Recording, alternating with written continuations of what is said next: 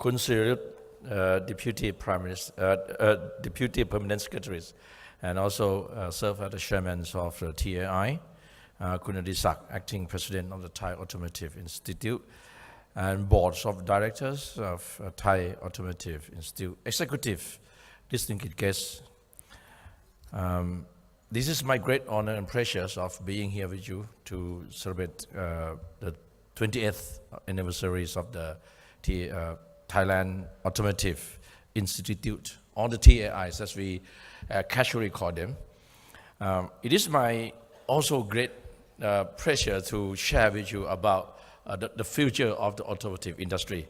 When Kun Adisak asked me to give a speech tonight, when I look at the topic, it is quite challenging and timely for us to talk about this topic, and even more challenging for me to talk this topic to the people who spend the whole life in their life in this industry, all the people who know more than me. But I will share with you about what is the government policies, or what we are doing, and what we are planning to do in the future.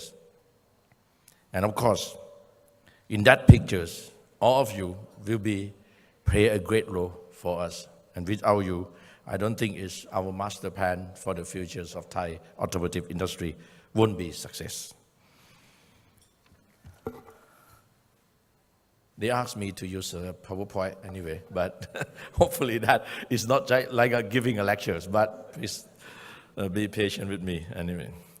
And when talking about the change, everyone in this room knows about what we are facing now. So we are all living with the change, just that we may not constantly be aware of them. But we often say change in the past decades is very, has been rapidly, both, in all aspects, society, environmentally, politically, technologies, or even environment. But however, I do believe that we are witnessing even more rapid change, and their impact will be even greater than what we have been seen in the past. And when you look at, I think you will get a lot of informations about the mega trends changing what we expect to see in the future. Many thinkers, of philosophers, whatever, futurists, they will look at about the mega trends in the futures, maybe different, I don't know, when I look at the internet, I will see about, a lot of mega trends, but I try to conclude into 5 of them. But I think it's likely to be that. The first one is the shift in the world economic power from the west to the east. This is what we think. In the next 30 years, is about 2050s, they said the gross domestic product for the 7 economies, which is we call a new superpower, comprising China, India, Brazil, Russia, Indonesia, Mexico, and Turkey, will be more than double than that of the G7s, which is about the UK, US, Italy, Canada, Japan, Germany, and France. This new economic superpower have been economy with a growth at a higher rate and increasing purchasing power, and more than half of the global inhabitants will be living in these countries. And surprisingly, is more than half of them are located in Asia. And the second change is about the demographic shift. Everyone in this room knows that Thailand are entering into the aging society, and will be greater more. The people, tend to live a little bit longer, healthier. And this is a good thing, one thing that, you can, sometimes that you have the older people working with you is good, because there is no shortcut for having an experience. That's good for you. It's a better way is to get the fast experience is to get from the older and wiser people. And it seems like the wiser people, they seem to be older than you. But the other side of the coin is when you look at the macro point of view, it's a big burden to the government budget. I'm of course I'm in the government, but don't take me wrong that I hate the old people, because I'm getting old as well. I'm retiring. Consider that I get a pension every month anyway. But it is the bright side of the demographic shift is all of you in this room someday, very soon, will be replaced by a new generations. The generations who has a higher educations, greater talents, and more technological adept than you. This is not challenging for our futures, but this is a bright side, of course. But I think it's an obligation for all of us to foster them, make sure that they will be our futures. The third thing is, we will witness the influx of the people into the cities, and that is it. It will necessary to have a much better management to serve a large member of the population crowded in relatively a small area. Some experts, or some organizations, which I mentioned, it is a UN, they said about 20% of the population in the world in the next 30 years will be living in the mega cities. And this is what we need in the future, is we need a better service, more efficient services to serve those people who are living in the mega metropolitans. This might call for the intelligence logistics system and all the other supporting infrastructure to make the city capable of accommodating such as the huge expansions of the population. And the fourth mega trend is a rise in the new technologies. We just heard the new words like cloud computing, about the artificial intelligence, about the self-driving car, just in not many years ago, very recently. And this have brought radical changes to how the things are done, to the extent of being disruptive. An obvious example is they have replaced a human being that have traditionally been the communication means or the machine operators. Who knows? The human beings may end up with the AI implant to assist their activities in the future, I guess. I went to Japan, of course, may I mention the company's names, Denso. They show us about the robot to put, I think the human, when they wear the robot, they seem to be a bit stronger. They carry more, the heavier stuff than the simple people. I think maybe in the future, everyone should have the new, some robot system in their body, implant in their bodies. The people, maybe we may be able to run it faster than the human being can do. But for the automotives, I always said maybe we might have some new technologies in there. Not just only for the last, I will keep them for the automotive vehicle when I mentioned about the new innovations or the disruptive technologies. The last, I guess, the new technologies maybe. The other one is, I just talked with Adisak this morning about the anti-gravities. Someday, who knows, the vehicles might not need the view. I saw some video clips, I think, from my social medias. I like the two couples, couples, and they move from one place to a place. It's like it's like a car without the tire anyway, and floating around on the ground. We haven't heard about the name, the word drones in last decades, but now it seems very simple. It's become the toys of the boys and the kids. Someday we might beat the traffic, especially in Bangkok, by driving the drone, personal drone. And the other one is about the mega trends in the future, that about the environmental deteriorations and the increasing scarcity of the resources.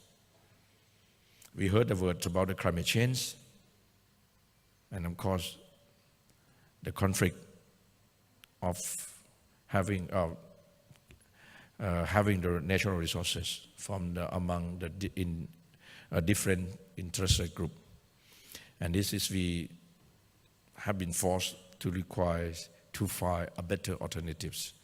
Global warming is one of alarming encounters. It has brought the world a new normal, where the weather conditions and the season have fewer and fewer correlations. Of equally critical is the increasing needs for the natural resources, such a result of the increasing world population and its standard of living. They require a lot. They become more picky because the people seem to get more information, can be able to access into the informations easier, faster, and cheaper than before. The need for natural resources is heading in an opposite direction with its availability that is becoming increasing scarce. The automotive sector is among key culprits of this looming environmental crisis, and hence it could also become one key changes for the better environment. Electric vehicles are expected to have a much greater role in moving the people and goods. Everyone knows, and we are heading in that path and that directions. Some countries have showed their interest and and moving forward in that part. China announced their plan to become the EV production base for the world. It has policy to promote a joint ventures between the global company and local Chinese company to produce the EV to serve the whole world markets. And now they're becoming the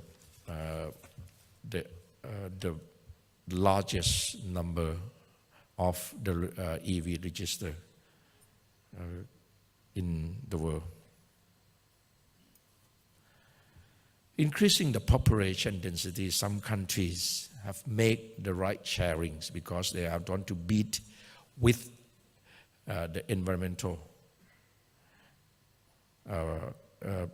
concerns of the people or from the CO2 beside the EV that they try to do. And more city residents sharing the limited areas of the cities means fewer parking availabilities per person and possible increasing a difficulty in the vehicle ownership. Ride-sharing services use online network and the mobile applications to connect and locate its clients, and the vehicle could be the more efficient and popular means of transportation. Many cities in Europe has this become the normal, I think, means for the transportations of the people in the big city in European countries, I would say. In Thailand as well, in Bangkok, we will see the share biking as well. But it's still not many numbers. That's all that we can notice. Autonomous driving as well as the new technologies that enable the car to drive itself, is getting so close and will become a reality soon. Tests in Thailand have been ongoing, but we might, as the public, are not updated in the detail, but everyone knows what these tests are going on. One expectation, as you may have heard from the Tesla incidents in the US, and that Tesla car did not have a driver, but still one person was in the car to prevent any unexpected incidents. We can figure that many sensors and a high-speed camera are used. Development of the underlying AI, artificial intelligence, has been kept secret to the public, but I am sure that it will not be longer before the technology is commercially feasible. It is exciting for having such kind of things, but it has to be in the macro implementations, not just individual. So that was in order to avoid the unexpected, unpressure incidents that we have heard some cases in the Tesla case. The connectivity intelligent in the cars, in the futures, they will be connected to traffic management, and as well as the intelligent transportation system we have been developed, and we enhance the beyond the traffic management capabilities. It is expected that these technologies, the intelligent transportation system would be capable of connecting the pedestrians, driver, vehicles, and the traffic light to ensure that the safety and efficiency for the human mobilities of the futures. These examples you can see from many clips, in the future. I went to China, so I saw this video, and they show about how the people move from one place to the other place by using the very, what they call the mobilities. They're not, maybe the move from one place to the other place, maybe not using the car, but the other form of the mobilities. And of course, they need the AI to connect every point where they are going. And these rapid changes are calling for Thailand to adapt and develop as fast as it's not faster, if not faster. Only in the innovation and the better technologies can Thailand respond to this fast-changing order of the world. The Thailand 4.0 is a master plan outlining key growth engines as follows. I mentioned this in this morning already, but for those who who was in my speech this afternoon, please be patient a bit. The first we call the productive growth. We need to increase our productivities by finding ways to produce more output with less resources and pick our target industry to make sure that we will use our capabilities and comparative advantage to focus on some new engines of growth. The second one is the inclusive growth. Our growth needs to be inclusive, where the majorities of the people in these countries is enabled to participate and enjoy the prosperity of the success. We can leave no one behind.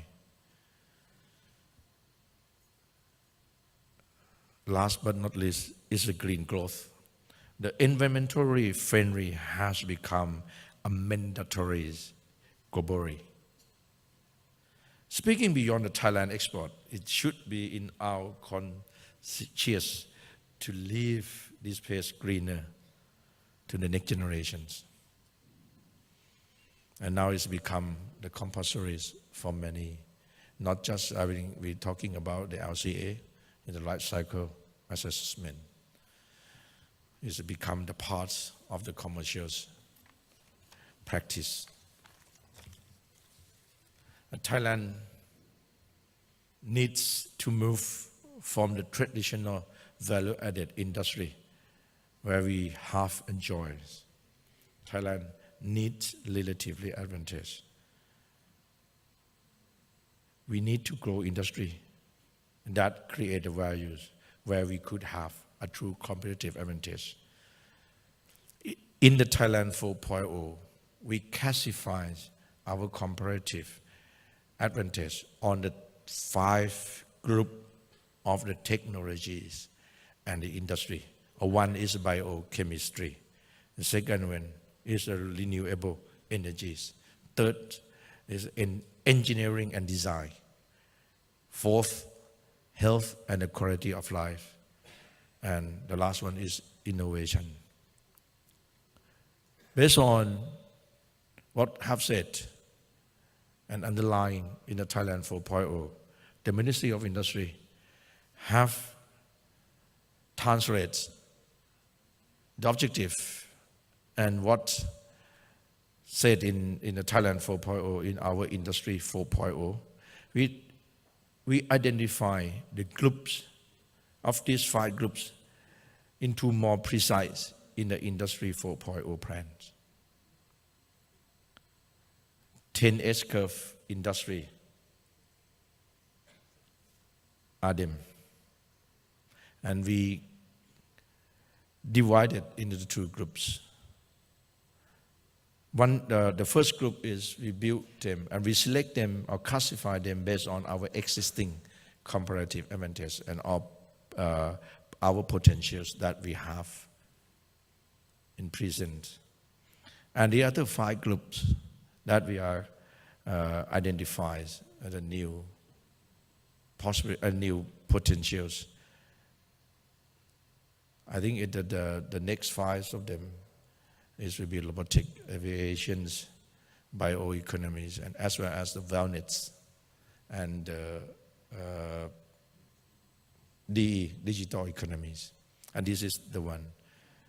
And for the existing S-curve of 5 of them, vehicle is one of them. And we call it a future alternatives. And what the future alternative is, Thailand's set an eye on the EV. We identify the EVs is the future for next 5 years. And it's not just drop from the sky. It's not just our imaginations. We have talked with all of you. We have discussed with the experts. And we look at our potentials and capabilities, what we have now.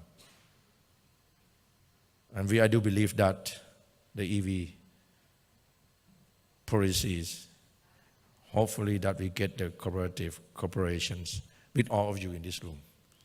And you will be maintain to be our players, a great player for Thailand in the next futures, in the future, for the next 5 years at least.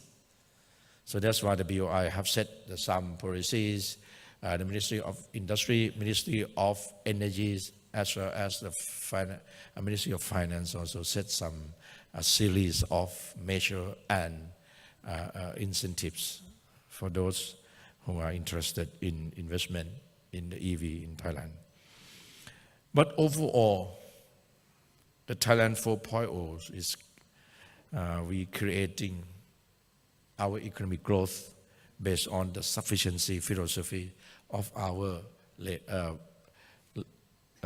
beloved kings, Lama IX. What is a sufficient philosophy? I think everyone knows what it is. Well, if you want to say a simple saying that, it's simple that fill up when it's deficient. Stop it when it is sufficient. And share it when there is excess. Simple as it is.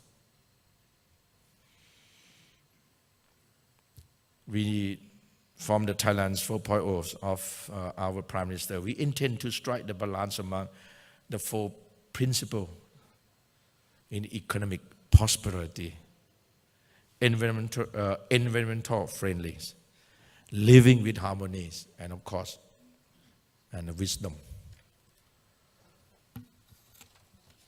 Now let me turn to the histories of the Thailand automotive industry.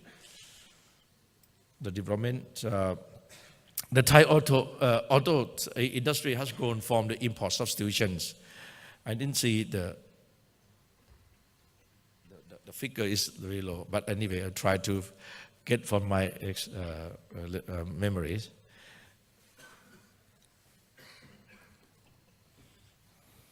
They expect me to stand here about 1 hour at least. 1 hour at least, okay. Thank you.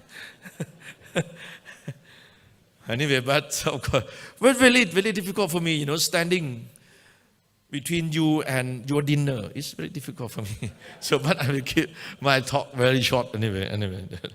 Okay, I'll keep my the history more than 50 years of industry in Thailand. Now we're starting from the import substitution, as you know, and then we start building up our to enhance our strength on the supporting industries, and that's why the series of the policies and measures has been launched out, were launched out at that times, including to the human developments on the automotive industry. Including the local contents policies, the high tariff in order to protect our industry. And as well as in recently, we also have our champions. The first, I think we have the pickup truck as our first product champions, and then the eco car. And of course, the EV for the next. I just talked to Dr. Natapon about we try to set the new club of the new champions.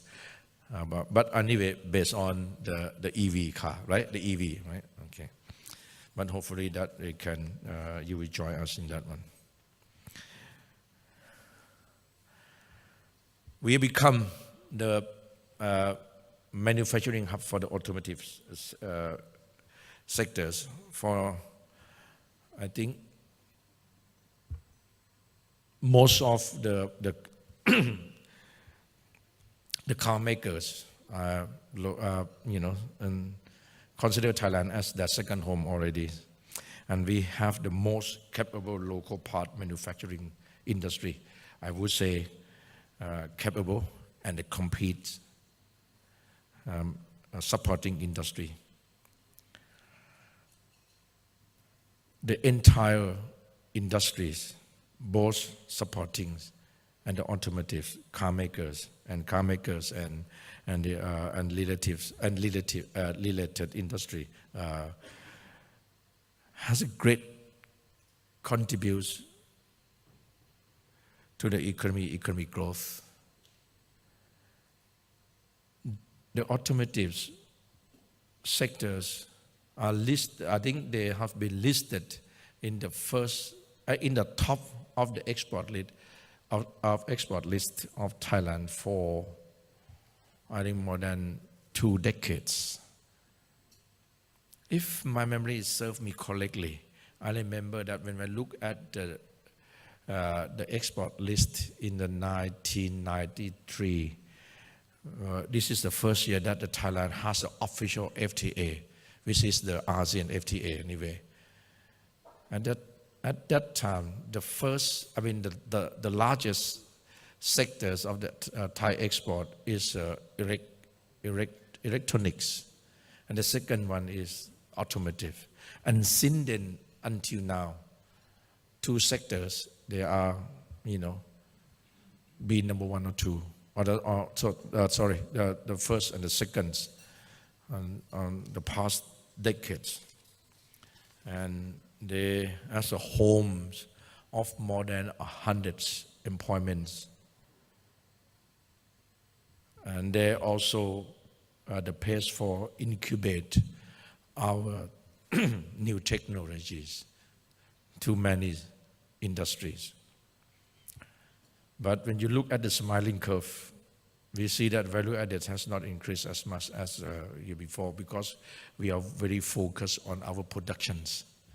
But it's time for us to think if we want to create more values in our industry for the whole supply chains.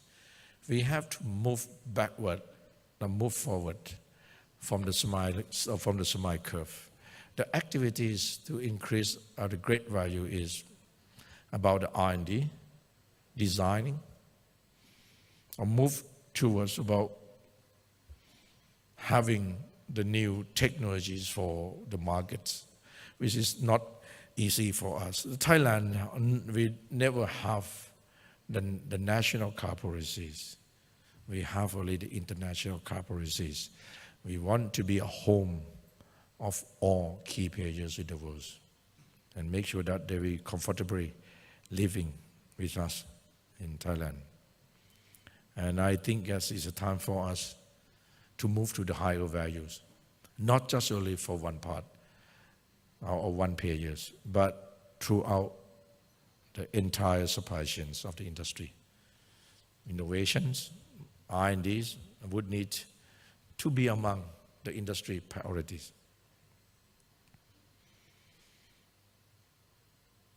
But if we set an eyes on the EV, we need to have a co-research and development on and the system, all parts and the systems on the EV, of the EV with the EV makers.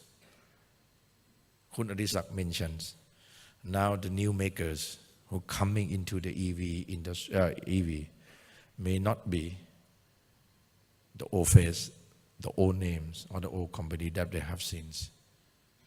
There are more technicals in the others sectors.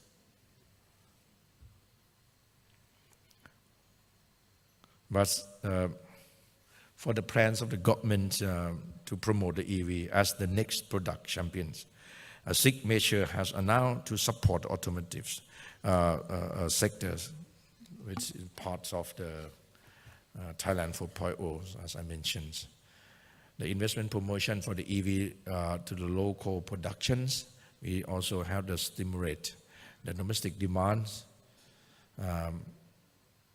I think we promote some, we expect that we will have about 25% of the government feed in the next, so that we promote and also we set some regulations and some incentive, not incentive, for some special measure for government agency to have the EV in their feed. And we expect to have about 25% of the vehicle in Thailand in the next 10-20 years to be an EV as well. As for the infrastructures, I think the TISI or TC also have the standards for the many parts of the EV, including the chargings. And the Ministry of Energy also provides some incentive and subsidies, some part for anyone who want to invest in the charging stations. And some companies has paid their interest and some has put into the market already. And we also look into the futures in order to cope with the people on the environmental issues. We require for those who want to invest in the EV to set up some good management of the used battery of that one. I think the batteries before that for the EV we expect to have about 10 years. But I have a chance to talk with some people I think in this room, I don't want to say the name, but they said that for the second life of the battery for the EV is very much possible. And now we are and now they are doing it this way.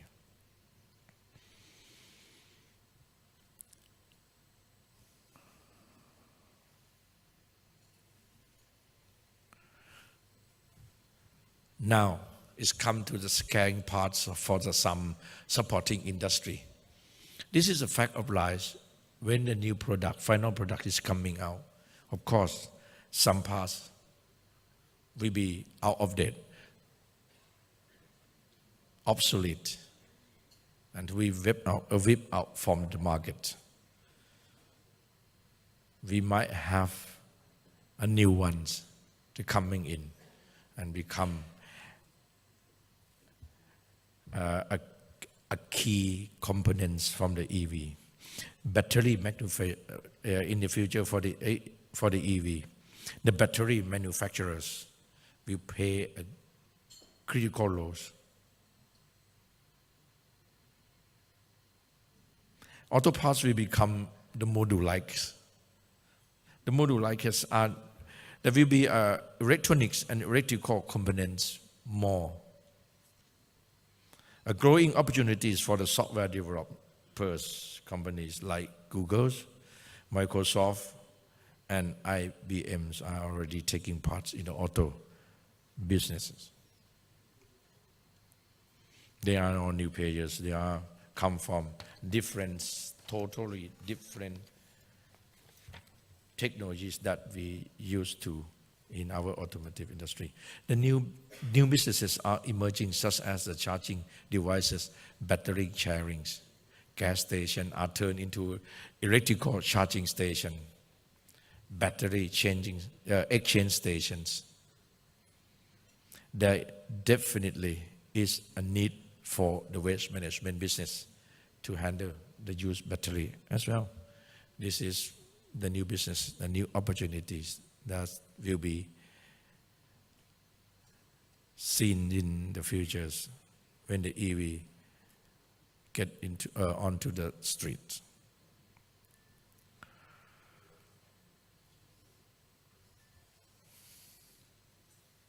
Now, how will TAI will respond to this change? Because we agree in this afternoon that the TAI will be survive at least in the next 20 years, after 2 decades of the turbulence of challenging environments in the past. But in the future, it is more, I think they will face with a more challenge that they have seen before, and the turbulence is even greater. From my point of view, I think the TAI needs to become the government strategist in proposing a direction and policy for the auto industries. They need to be a center of excellence in the data collection and management for the auto industry. Of course, they are doing now, but they need to be more data, a bigger data, because we need to analyze and make a projections so as to guide the local parts industry in their future plans. TAI needs to establish a network of relevant organizations, including education institutions, research centers, both local and globally. The network will support all the information they need to exchange the informations and technologies updates so as to support its analytical work. The TAI needs to expand to serve additional industry, namely aviation, rails, logistics, robotics, and automations.